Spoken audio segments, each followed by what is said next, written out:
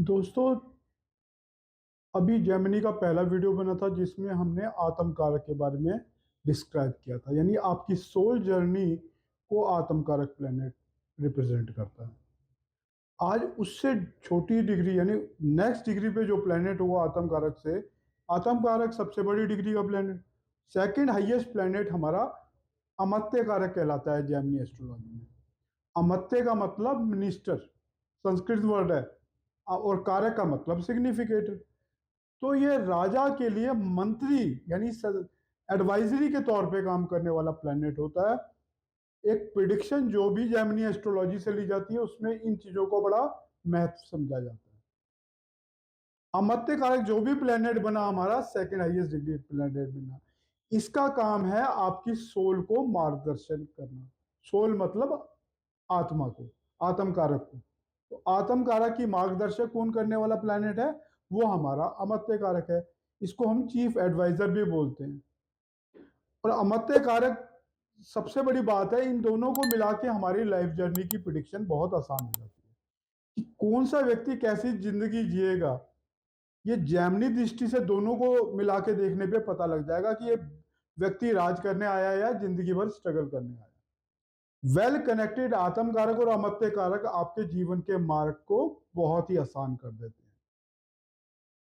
अब इसमें यह भी है कि जो आपका अमत्य कारक प्लेनेट बना, सिर्फ वो प्लेनेट कौन सा अमत्य कारक बना उससे हमारी आप उस व्यक्ति की leadership skill, decision making power और एडवाइजरी स्किल का भी पता लग जाता है। देखो, मरकरी अगर आपका अमत्य कारक बना तो आप चतुर चालाक बिजनेस माइंडेड होंगे। जुपिटर बना अगर अमत्य कारक तो आप धार्मिक होंगे। हालांकि दोनों टीचिंग प्रोफेशन को भी रिप्रेजेंट करते हैं और दोनों कहीं ना कहीं ज्ञान से जुड़े हुए प्लेनेट हैं। अब आपका सूर्य बन गया अमत्य कारक तो कहीं ना कहीं आपके अंदर लीडरशिप की स्किल ज्यादा होगी। यानी हम ये कह सकते हैं हमारे इस मंत्री के अंदर लीडरशिप स्किल बहुत ज्यादा है। अब बिलियन डॉलर क्वेश्चन एक और उठता है, अमत्य कारक भी हमारे प्रोफेशन से जुड़ा हुआ प्लेनेट है और टेंथ हाउस भी, टेंथ लॉर्ड भी हमारा अमत्य कारक, मतलब कहीं ना कहीं प्रोफेशन से जुड़ा हुआ है। सो इन दोनों में क्या डिफरेंस है? दोस्तों, टेंथ हाउस का लॉर्ड हर एसेंडेंट के साथ बदल जाता है। मोर ओवर मुझे लगता है कि टेंथ लॉर्ड का कर्मा कनेक्शन ज्यादा है बनिस्पत, मतलब जो हम अमत्य कारक से देखते हैं। जिस हाउस में हमारा टेंथ लॉर्ड जाता है वहां हमारी ड्यूटीज ऑटोमेटिकली जम जाती है। मतलब हमें उस हाउस से कनेक्टेड ड्यूटीज जरूर करनी पड़ेगी। टेंथ लॉर्ड सेकंड हाउस में गया तो फैमिली हो गया, फाइनेंशियल सेक्टर भी हो गया, थर्ड हाउस में गया कम्युनिकेशन सेक्टर हो गया, फोर्थ में चला गया टेंथ लॉर्ड तो आपका राज सिंहासन मदर से रिलेटेड, फिफ्थ हाउस में भी अच्छी है, छठे घर में जॉब दिला देगा। सो टेंथ लॉर्ड ही आपका एग्जैक्ट पॉइंट कि हमारी ड्यूटीज कहाँ कहाँ इस जन्म में लगने वाली हैं वो टेंथ हाउस से पता लग जाता है। टेंथ लॉर्ड उसको रिप्रेजेंट करता है।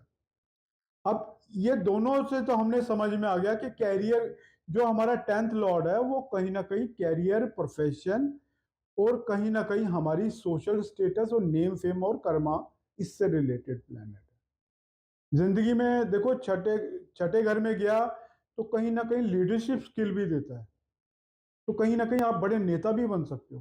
तो एग्जैक्टली आप प्रिडिक्ट भी कर सकते हो इसको। अब दोनों से मिला के क्या देखना है, क्योंकि अभी हमें टेंथ लॉर्ड के बारे में भी थोड़ा ज्ञान हो गया, अमत्य कारक के बारे में भी थोड़ा ज्ञान हो गया। इसको हम प्रैक्टिकली प्रिडिक्ट करने में कैसे यूज करेंगे वो भी आपको एक केस एग्जांपल देता हूँ। सपोज मरकरी आपका आत्मकार अमत्य कारक प्लेनेट बन गया, यानी कि यहां से आपको इंटेलिजेंस और उसकी कहीं ना कहीं बिजनेस माइंडनेस का पता लग जाता है। मरकरी कहीं ना कहीं इंटेलिजेंस से जुड़ा हुआ प्लेनेट और बिजनेस माइंडेड प्लेनेट है। अब अमत्य कारक, आप अमत्य कारक का तो हमें पता लग गया। अब आपका टेंथ लॉर्ड कहीं ना कहीं सिक्स हाउस में चला गया, तो सिक्स हाउस में टेंथ लॉर्ड जाने से अब हम क्या प्रिडिक्ट करेंगे? यहाँ पे देखो, डेट, कर्जा कहीं ना कहीं, आपका जॉब और स्ट्रगल लाइफ की कहीं ना कहीं दिख रही है। तो प्रिडिक्शन में हमें दोनों को ही यूज करके देखना है। पूरे व्यक्तित्व की, उस व्यक्ति के जीवन में कैसी उसकी बिजनेस पर्सनैलिटी होगी, बिजनेस सोच क्या होगी, और किस एरिया में वो फोकस करेगा बिजनेस को, वहां पे दोनों को मिला के ही प्रिडिक्शन का आपको आधार होना चाहिए। अब एक केस स्टडी और ले लेता हूं। सन आपका अमत्य कारक बन गया, यहाँ लीडरशिप स्किल उसके अंदर आ गई आपके अंदर, और कहीं ना कहीं आपके अंदर नेम फेम पाने की चाहत भी आ गई। लेकिन यहाँ इसी केस स्टडी में उस व्यक्ति का 10th लॉर्ड 8th हाउस में चला गया, तो कहीं ना कहीं 8th हाउस में 10th लॉर्ड के जाने में बेशक वो लीडरशिप स्किल दे रहा है, बेशक उसके अंदर नेम फेम की कहानी उसके दिमाग के अंदर भीतर दौड़ रही है, लेकिन चूंकि 10th लॉर्ड 8th में चला गया तो यहाँ अनसर्टेनिटी बहुत रहने वाली है, और पॉलिटिकल कैरियर में सेटबैक्स जरूर लगे।